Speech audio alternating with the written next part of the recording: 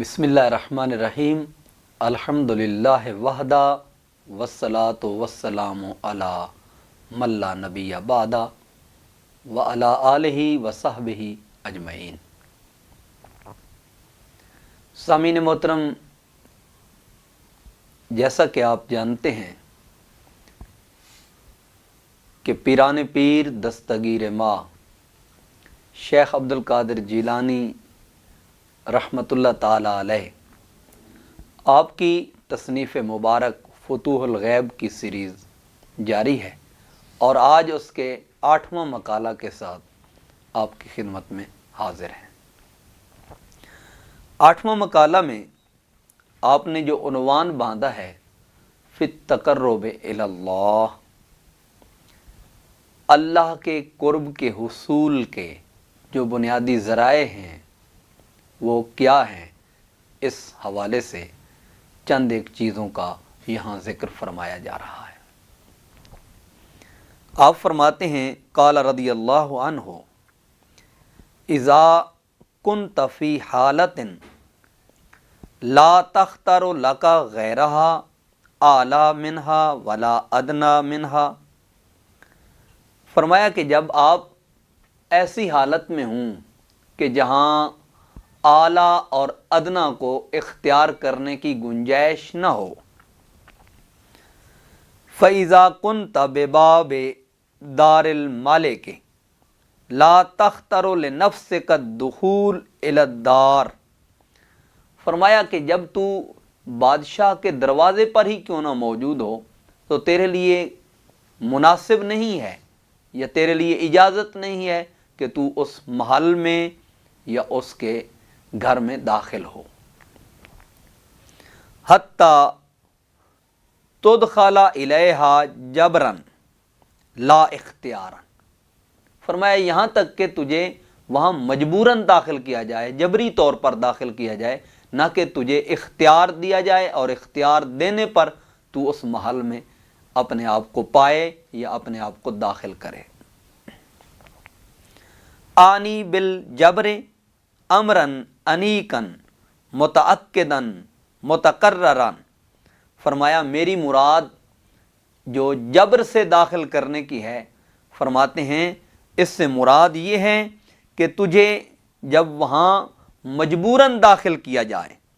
اور یہ ایسا مشکل امر ہے جس میں تو ذاتی خواہش نہیں رکھتا، ذاتی ارادہ نہیں رکھتا، ذاتی تمنا نہیں رکھتا، یہاں مراد یہ ہے کہ بادشاہی محل کے اندر جو دنیاوی امور میں بادشاہت رکھتا ہے اس کے قریب نہ جا، دنیاوی امور کو اختیار مت کر، دنیاوی آسائشوں کو اختیار مت کر، دنیاوی محلات کو اختیار مت کر۔ لا تنکا بمجرد الاذن فی الدخول،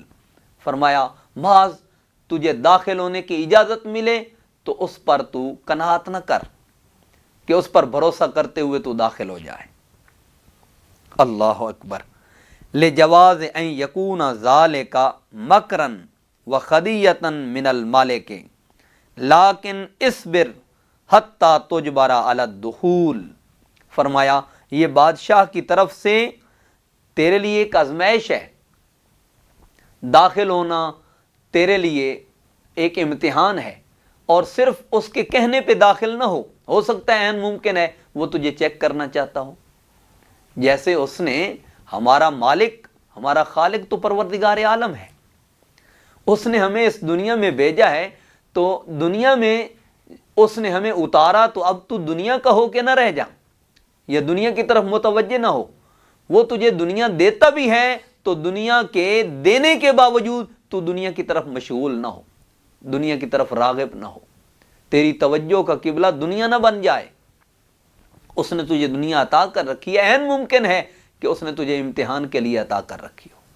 کیونکہ اللہ رب العزت رزق میں وسعت دیتا ہے تو یہ بھی امتحان کے لیے، اور اگر رزق میں اللہ تبارک و تعالی ظاہری اعتبار سے کمی کرتا ہے تو یہ بھی آزمائش ہوتی ہے بندے کے لیے۔ متعدد مفسرین کرام نے جو یوسعہ کا معنی بیان کیا ہے، یہ امتحانن کے ساتھ ذکر کیا ہے۔ اسی طرح اگر وہ اجازت بھی دے تو حضور پیران پیر فرما رہے ہیں کہ تو داخل نہ ہو. عین ممکن ہے کہ وہ تجھے آزما رہا ہو کہ میری طرف آتا ہے یا دنیا کی طرف جاتا ہے. حتی تجبر علی الدخول فتدخل الدار جبرن محضن و فعلم من الملک. فرماتے ہیں کہ یہاں تک کہ تجھے مجبور کیا جائے اور تجھے سختی سے کہا جائے کہ تو اس میں داخل ہو، تو فرمایا از خود اب تو داخل نہیں ہو رہا، بلکہ بادشاہ کی طرف سے تجھے مجبور کیا جا رہا ہے اور اس مجبوری کی وجہ سے تو اس میں داخل ہو رہا ہے. اور جب اس طریق پر تو داخل ہوگا تو پھر کیا ہوگا؟ فَحِينَئِذٍ لَا يُعَاقِبُكَ الْمَلَكُ عَلَىٰ فِعْلِهِ. تو اس امر پر بادشاہ اب تجھے کوئی سزا نہیں دے گا. دنیا میں یوں رہو جیسے پانی میں کشتی، کہ جب تک کشتی پانی پہ رہتی ہے، اس میں پانی داخل نہیں ہوتا، تو وہ لوگوں کے لیے کنارے لگانے کا، پار لے جانے کا سبب بنی رہتی ہے. اور اگر اسی کشتی میں پانی آ جائے تو پھر کشتی بھی ڈوب جاتی ہے اور اس میں بیٹھنے والوں کو بھی وہ ڈبو دیتی ہے. تو دنیا میں داخل نہ ہو، اور نہ دنیا تم میں داخل ہو، بلکہ اس کشتی کی مانند رہے کہ صرف وہاں اپنی نچلی سطح کو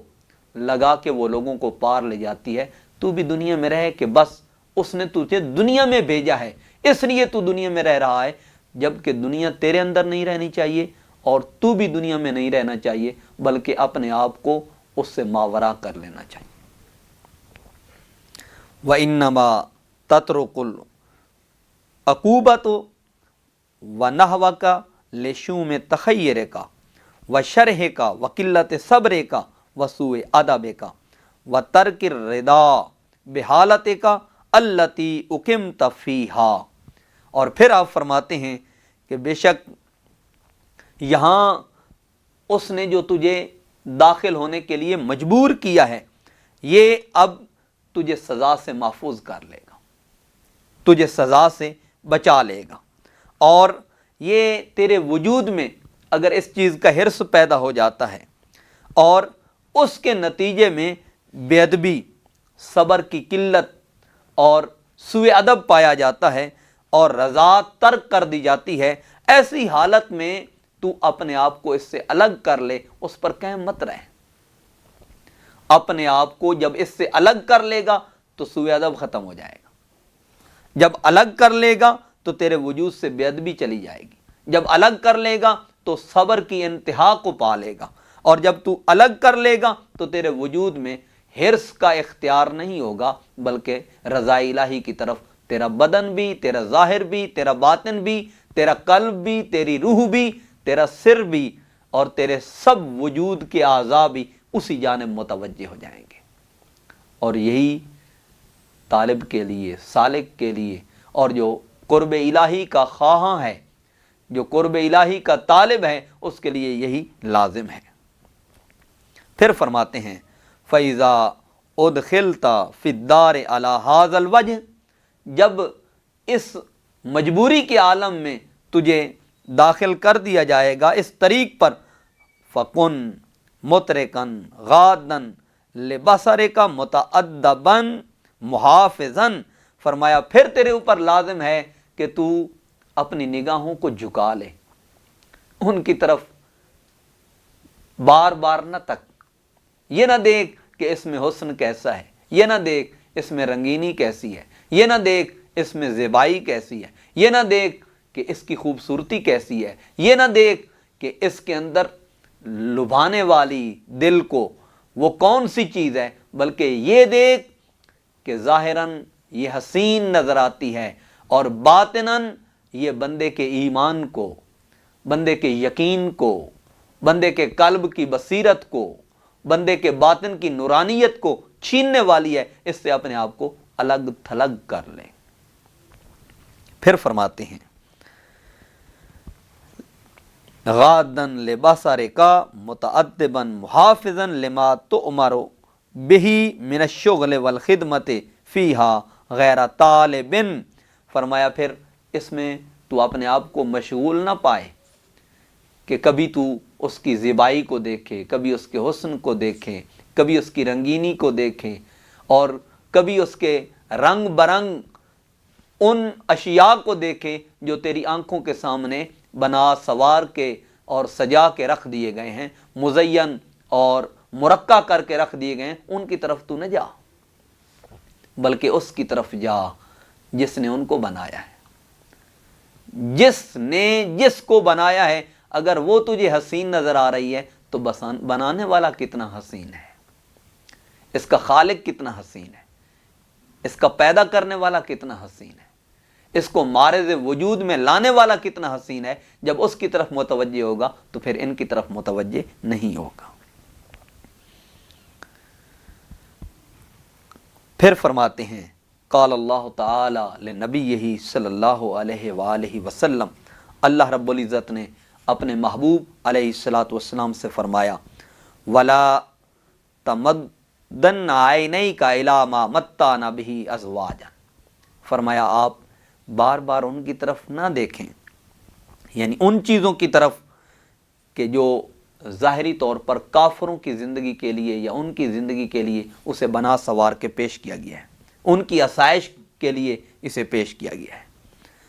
منہم زہرۃ الحیات الدنیا لنفتنہم فیہ،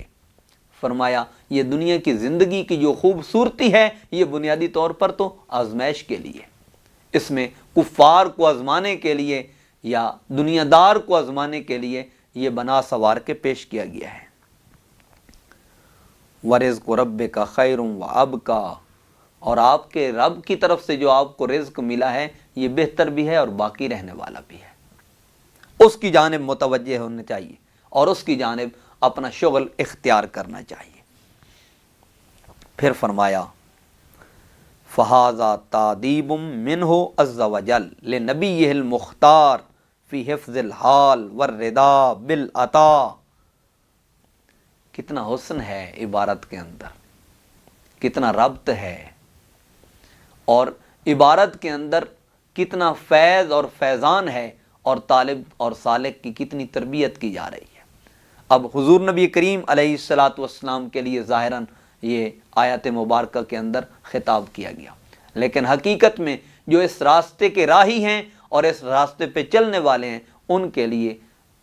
آپ نے یہ تنبیہ بھی فرمائی اور ان کو ہدایت پہ گامزن رکھنے کے لیے یہ اشارات بھی ارشاد فرمائے۔ فرمایا حفظ حال، اس کی رضا، اس کی عطا کے سبب جو ملتی ہے اس کی حفاظت ہے۔ وَرِزْقُ رَبِّكَ خَيْرٌ وَأَبْقَىٰ، یہ اصل میں طالب کو جو رزق ملتا ہے وہ اس کی رضا کا ملتا ہے، وہ اس کی عطا کا ملتا ہے، وہ اس کے فیض کا ملتا ہے، وہ اس کے کرم کا ملتا ہے، وہ اس کی عنایت کا ملتا ہے، اور یہی طالب کا مقصود ہے اور یہی طالب کا مطلوب ہے کہ اللہ اس سے راضی ہو جائے، اپنے انوار و تجلیات کی بارش فرما دے، یہی طالب کا مقصود ہوتا ہے اور ہونا چاہیے۔ اگر آج کوئی کہے کہ میں دین شریعت نفاذ علم کے لیے ہوں اور اس کا مطمع نظر محض دنیا بن جائے، مال و دولت بن جائے، زر بن جائے، سونا اور چاندی بن جائے، اور پھر وہ کہے کہ میں دیندار ہوں، تو اس کا دین سے کیا واسطہ ہے؟ وہ تو دین کو بھی دنیا کے لیے استعمال کر رہا ہے، جبکہ اہل علم کے لیے، اہل فکر و دانش کے لیے، اہل بصیرت و بصارت کے لیے، اہل تدبر و تفکر کے لیے یہ لازم ہے کہ ان کا مطمع نظر فقط رضا الہی ہونی چاہیے، اور رضا الہی کے علاوہ اگر بال برابر بھی وہ کسی جانب دنیاوی اشیاء و اسباب و ان چیزوں کی جانب جاتا ہے تو وہ سمجھ لے کہ میں رضا الہی کے لیے نہیں ہوں، دنیا کے لیے ہوں، دنیا کے اسباب کے لیے ہوں۔ اور اگر آپ سورۃ الشعراء کا مطالعہ کریں تو انبیاء علیہ السلام نے تکرار کے ساتھ اس بات کا ذکر کیا کہ ہم تم سے کسی سوال کا، کسی اجر کا کوئی سوال نہیں کرتے، ہمارا اگر اجر ہے الا علی رب العالمین تو وہ فقط رب العالمین کی ذات اقدس پہ ہے۔ تو جب بھی کوئی ہدایت کی،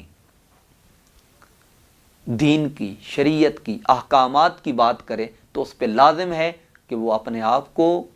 لالچ سے، حرص سے، طمع سے، اغراض سے، مقاصد سے، مفادات سے نکال کر اور اس سے بالائے طاق ہو کر رضا الہی کی خاطر دین کی اشاعت و ترویج کرے۔ پھر فرماتے ہیں ما آتیتک من الخیر والنبوۃ والعلم والقناعۃ والصبر وولایۃ الدین والغزوۃ، فرمایا یہ ورزقکم ربک خیر وابقا کی تفسیر میں